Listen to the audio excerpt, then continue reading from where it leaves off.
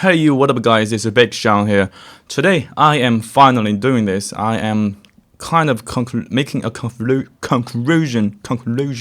I am kind of making a conclusion about this big giant monitor behind me. I have bought it for like over half a year. Since you can see, I am still using it. That means I kind of like it pretty much, and I even liking it over my iMac, my iMac 2020, you know, the 5K 27-inch version. So I kept this monitor instead of that my iMac, and because they both kind of too big if I put them on my desk, so I kept this one. Now using the Mac Mini, the M1 version Mac Mini, it's pretty good to be honest. So okay, enough talking about the computers. Let's talk about the actual monitor. So obviously the panel, the LED panel is LED. The LCD panel is not good enough.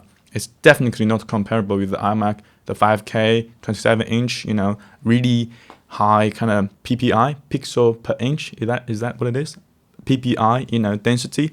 This is definitely not that, because this is 43. Well, actually it's 42.5 inches. Only 4K panel. So it's definitely not as sharp, but it's big. So sometimes, because it's too big, I cannot sit too close. Otherwise, I will be like doing this all the time, especially to the up right, up left corners. So I usually sit back, laying back a little bit. Therefore, I can have a better view. And you see, I'm wearing glasses, so actually it's not that bad for the, you know, the a little bit lower kind of PPI, the pixel density thing. I think this one only kind of over 100 or something. It's not really not that good, you know, for this size, only 4K. But other than that, it's pretty good. It's big when when I sitting back a little bit. Basically, when I don't have to tilt my head too much, when I can see the whole screen, it feels pretty substantial. Really, I don't feel that, you know, low pixel density, and I know the refresh rate is not good. It's like a 60 something FPS. It's not a really high spec monitor on paper, at least. But when you actually use it, and especially when you don't need such a high refresh rate, it's pretty good. Mainly because of the size. So I have to emphasize it. Well, I don't think the lower pixel density is a downside, but there is some downside, and like there is some quirks I don't really like. This monitor has a USB-C port on the back and 2 HDMI and a display port. I believe that HDMI is 2.0, the display port is 1.2 instead of 1.4. So they are good, they are fine, but the USB-C port. So when I bought this one, I thought someday I could like using a laptop and just using one cable running to the monitor USB-C port. Therefore, I can run video signal through that cable and also have the power like backwards to charging my laptop. But it turns out it doesn't work. First, I don't think the monitor could provide enough voltage to charging or to support my laptop. Like any, you know, conventional normal kind of USB-C or Thunderbolt laptop.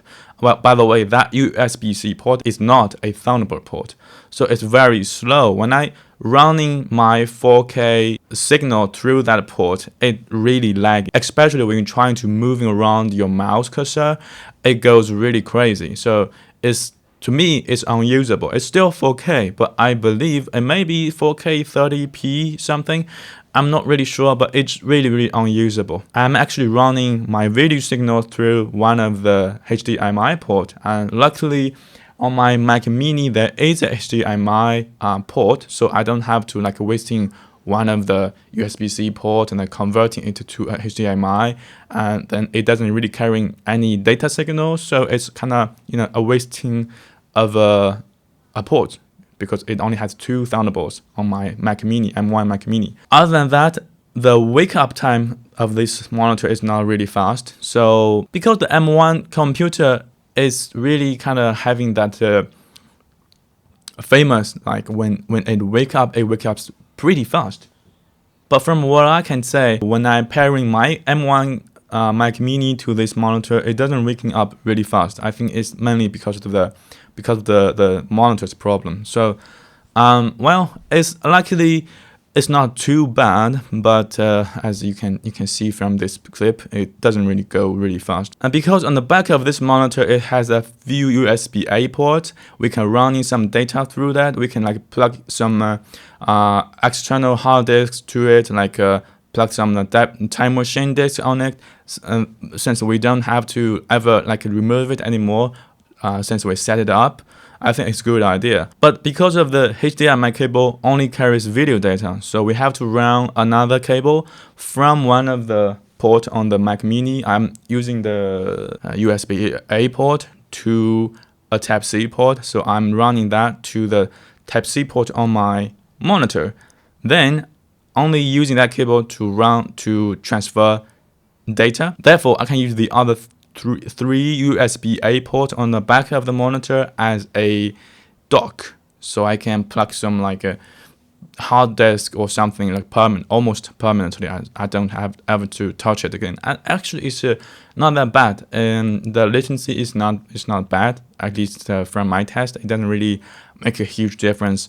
From like if I plug the device directly to my M1 computer or to the monitor through that USB-C port, then go routing back to my computer, to my M1 Mac Mini. So other than that, if you can withstand these quirks, I think it's a really good deal to get this kind of monitor, because basically you get a really big screen and a pretty good color and pretty good view angle. So it's a little bit saturated because I haven't really collaborated the color, but to me it's fine, since I don't do any like crucial color matching or color grading jobs. So it's fine, it doesn't really matter to me. Oh, by the way, there is another downside about this monitor. The remote control is pretty bad. I'm not saying the function about this remote control, but the IR kind of transmission thing, I don't know. You have to point this remote control to the little kind of LED indication light over there. You have to pointing the remote control directly to that corner, then it'll work. Other than that, it doesn't work. So I don't know. It just another thing to worry about. And the sound quality is not cool.